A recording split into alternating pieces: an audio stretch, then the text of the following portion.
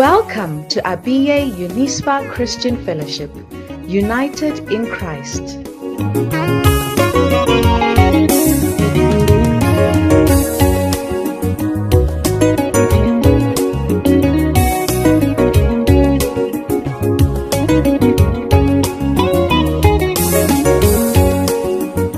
God will be using me to minister to us on the topic Master over Situation. Master over situation. I will quickly go to the book of Mark chapter 4. Mark chapter 4 from verse 37 to 41. And there arose a great storm of wind, and the waves beat into the ship so that it was now full. And he was in the hinder part of the ship, asleep on a pillow. And they awake him and say unto him, Master, carest thou not that we perish? And he arose and rebuked the wind, and said unto the sea, Peace, be still. And the wind ceased, and there was a great calm. And he said unto them, Why are ye so fearful? How is it that ye have no faith? And they feared exceedingly, and said one to another, What manner of man is this, that even the wind and the sea obey him?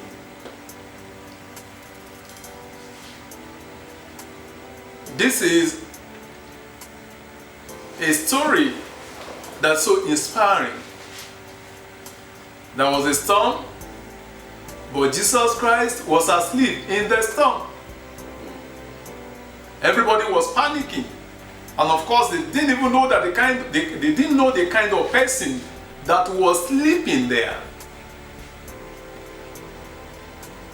And the wind wanted to take advantage of the situation.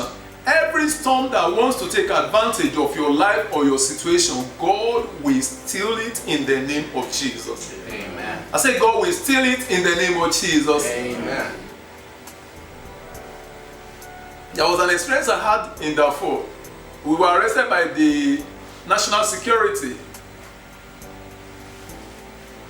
at the airport because they said we took a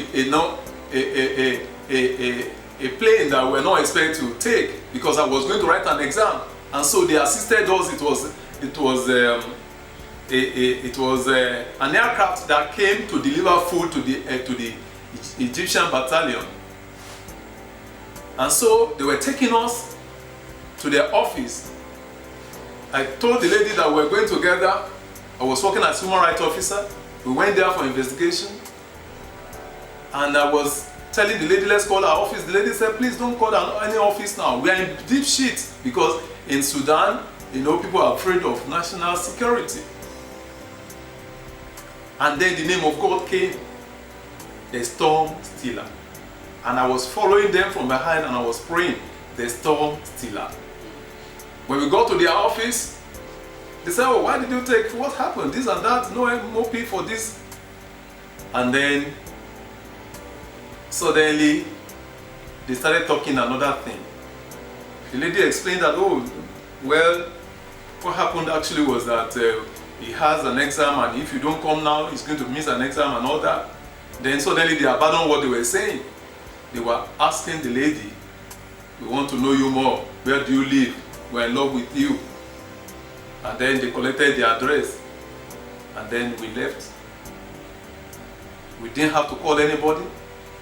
God tuned their brains. And that was how we were able to escape the situation. God is the storm stiller.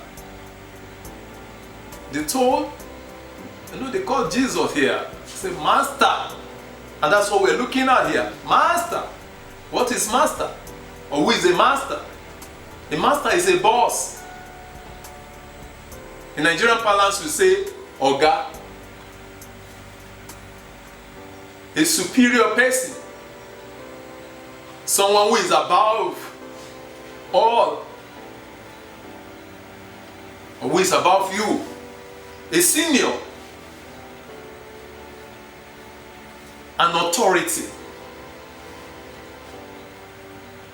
And in this context, Master is also known as Lord.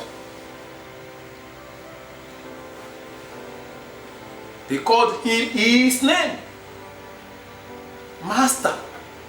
So another name for Jesus is Master. I went through a number of occasions. There was no place in the Bible where they called Jesus and said Master. He addressed the situation. This exposed me to a lot of things. Anywhere they called him, he addressed and said, Master, please help us. Whether there is a situation or it's an extreme situation of death, he addresses the situation immediately. So another name for Jesus is Master.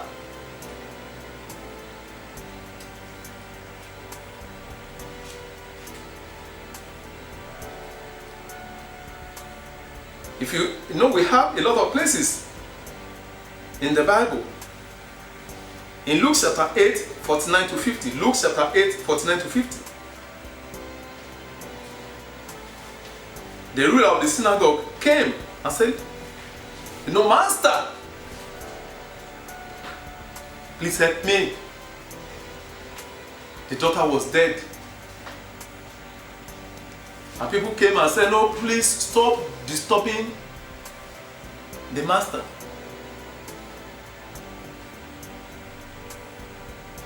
Your daughter is dead. Why are you troubling him? But he addressed the situation. The child that was dead came alive. I pray today, every situation that is dead in your life will come alive in the name of Jesus. Amen. We want to look at, just briefly, number one, time will not permit us. He is the master over sicknesses and diseases.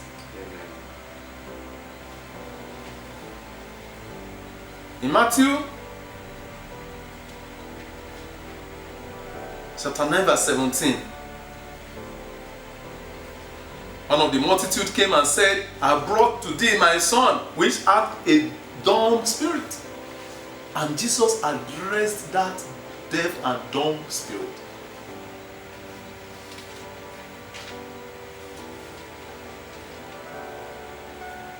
We also have another example in Luke chapter 17, 11 to 13. Luke 17, 11 to 13. 10 lepers came to Jesus Christ and they said, Master, have mercy on us. And when he saw them, he told them, go show yourself to the priest. And it came to pass as they were going, they were cleansed. What did they say? They came to him and said, Master, have mercy on us. They called him Master.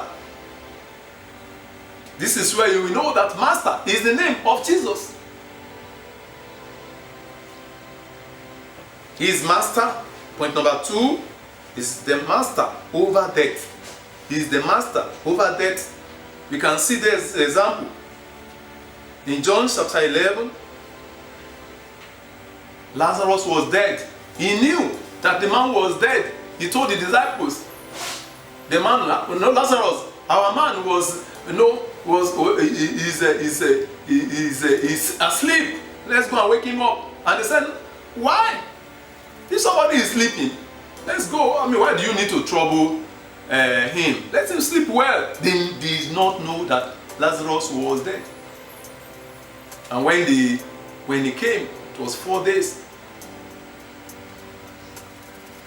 The sisters, when they saw, said, Master. They said, Lord. The same thing as Master. Master, if you had come earlier, our brother wouldn't have died. And he told them, I am the resurrection and life. What was he saying? Whether Lazarus is there or not, he's in my presence. Whether Lazarus is dead, if he's there, he is in my presence. So, it doesn't matter. I am also here and there. I am the resurrection and life. And he went there and people were crying. He wept. So, he loves him so much. Jesus Christ was only crying because of their faith. He went there because they didn't know him enough. Only one word. Lazarus, comfort. Comfort. And the Bible says, he that was dressed, he was already dressed. He was already stinking. He came alive and he commanded death to leave him. I pray today, everything that is dead in your life, the Master will address it. Amen. I said the Master will address it. Amen. In the name of Jesus. Amen. We also saw the example in Luke chapter 7, 11 to 17. Luke chapter 7, 11 to 17. How he raised the widow's son, the widow of Nain. He was the only hope of the mother, and the mother was a widow. It was a huge tragedy. Even the entire community, the entire town, they were crying that this is too much for this woman. The husband is dead, and this is the only hope. I pray every hope that is dead in your family shall resurrect in the name of Jesus. Amen. And he raised up the son of that widow and handed him back. And there was joy all over the city. Something has happened. Why? Because the Master was there. Another thing to note is that when he is the Master over storms and adversity. What we have now is a global thing. Global storm, adversity. You know, as I was leaving the room, I had it. There was this thing that happened. I was in Nigeria, and one of our sisters there, who used to be here, has moved to another station. I will not mention because you know the person quick. Sent a message to me. I said, Pastor, please pray. My brother is down with coronavirus and the situation is precarious. We are afraid we are this. And in the night I woke up, I saw the message coming in and I replied, coronavirus shall be uprooted from the body of your brother. And I slept back. The third day this sister sent a message to me. Coronavirus, thank you Pastor, coronavirus has been uprooted. That the test that was conducted today was negative. You can see the distance here between here and the United States of America. I'm talking about between Nigeria and the US. Just via internet. He is the Master over internet. I'll give my own testimony. Pastor knew what happened in the 3 days. I was in the office when they said the place where my son, one of the children, who is a medical student in one of the countries in Europe, they just come. The roommate or someone and one of the rooms beside them, the white student that is there had the virus, and so they evacuated and then they were quarantined. When they said, honestly, I left what I was doing. I came to Pastor Daniel. We were just chatting and all that. I told my wife caught the phone. What do we do? If we go to the country. But thank God, every evening we gather, we pray at a particular time. The whole family, we have started it. There's anything that coronavirus has taught us is the need for family prayer. And then we also pray, and God reminded me, You prayed, God uprooted it. I use the same language. God shall uproot coronavirus. Because already he was showing symptoms. He had started showing symptoms. He could not feel any this thing, and no taste, could not smell anything, and so many. What can we do? So my wife, there's nothing we can do. We are in Nigeria, I'm here. And yesterday, they went for the test. God uprooted coronavirus. He was tested negative. When the test came out, he was negative. I came to pastor, we prayed together. He is the master over situations and what? And circumstances. He calms he calms any storm. If there is anything at all concerning this coronavirus, one thing I know is that God wants to, yesterday I was why is happening? He wants to get people's attention. God can do anything to get people's attention to come back to him as the authority and master. That's what he was asking. He wants attention. That was what the Spirit told me yesterday. People are gone away from the presence of God. God wants attention. He's the master over storms. If you look at Isaiah 51:15, he said, "But I am the Lord thy God, that divided the sea, whose waves roared. The Lord of hosts is his name." Whose waves roared. He did not divide the Red Sea when it was calm. He divided the sea. Go and read Exodus chapter 14. And go and also read chapter 15, Exodus. He divided the sea when the wave was roaring. He didn't divide the sea when the sea was calm. As I was coming from the room, God spoke to me. Said, it is the situation that reveals God.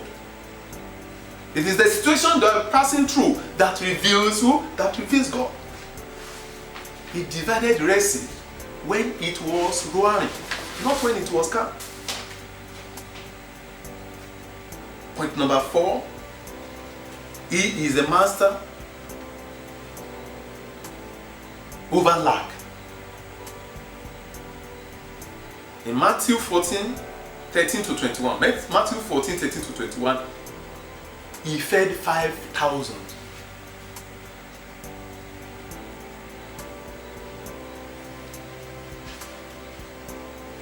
If you also go to Luke chapter 5 and you read it from verse 5, verse 6,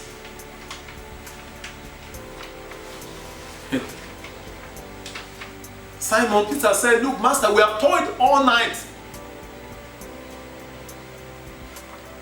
And we have caught nothing. We have toiled all the night. We have taken nothing." He was a great fisherman. He was a great man. He knew his onion. But all his effort ended in emptiness until the master came in.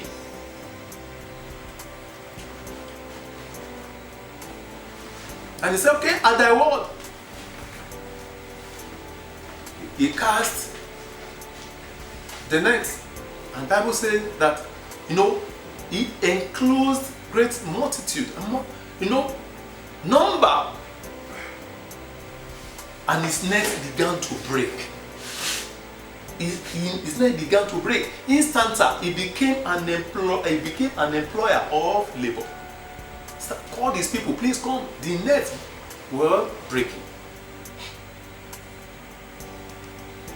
The master, over lack, he would have gone home. He would have been disappointed. But God did not allow it. And I pray for somebody here. Every disappointment in your life will turn to appointment. I say every disappointment will turn to appointment. In the name of Jesus. He's a master over everything. Marriage, we can see the story of, we can see the story of the wedding at Cana of Galilee. There was going to be the same day disgrace visited a new couple that would have destroyed the marriage. But because the master was present, he changed the situation. He changed disgrace to celebration.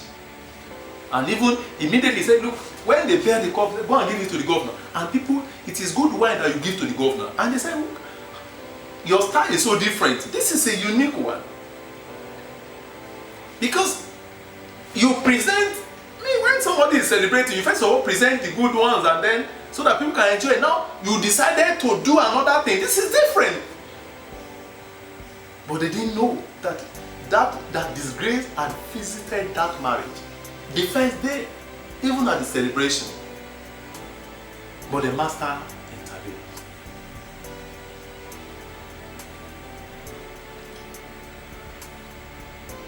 His master is the master over barrenness. He's a master in careers. He's a master in so many ways. He is a master in this kind of organizations. He is what? He is a master.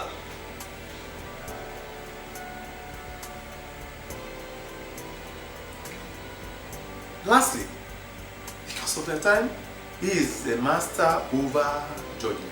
I mean, he is also a master in judgment. He's a master in judgment. Mark chapter 11 from verse 20.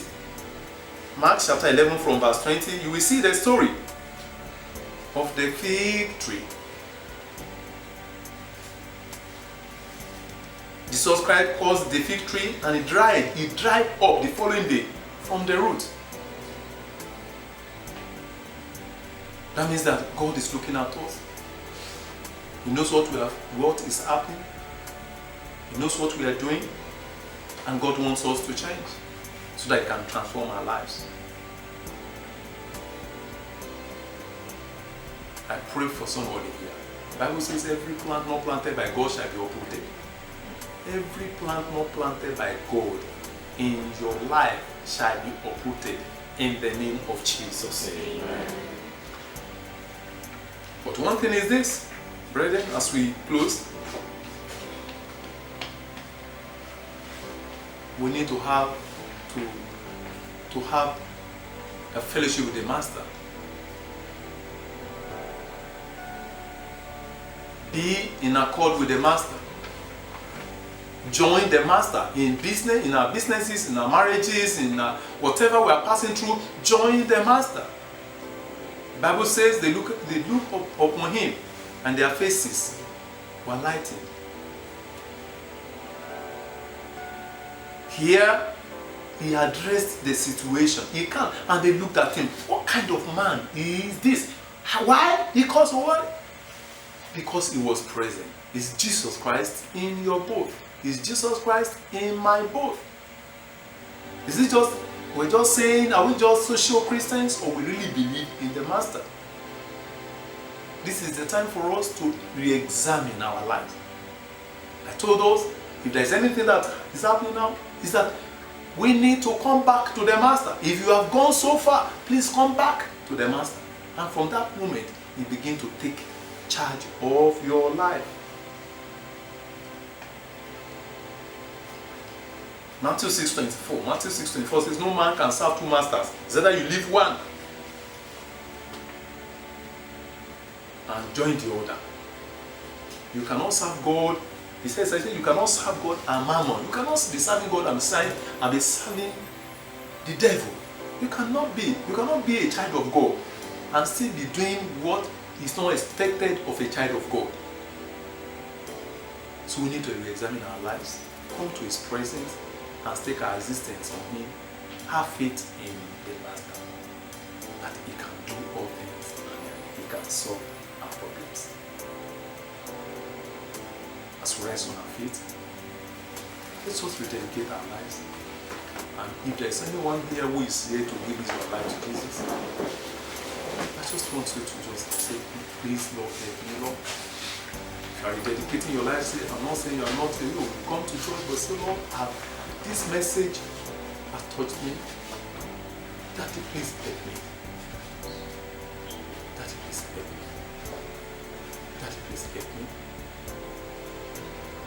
Daddy, please help me. From today, I surrender. Thank you, ancient of days. Uphold us in your righteousness. In Jesus' name we have prayed. You are going to pray only one prayer point. Say, Father, please take over my situation. Please, Jesus, take over. Thanks for watching Abiye Unispa Christian Fellowship, United in Christ.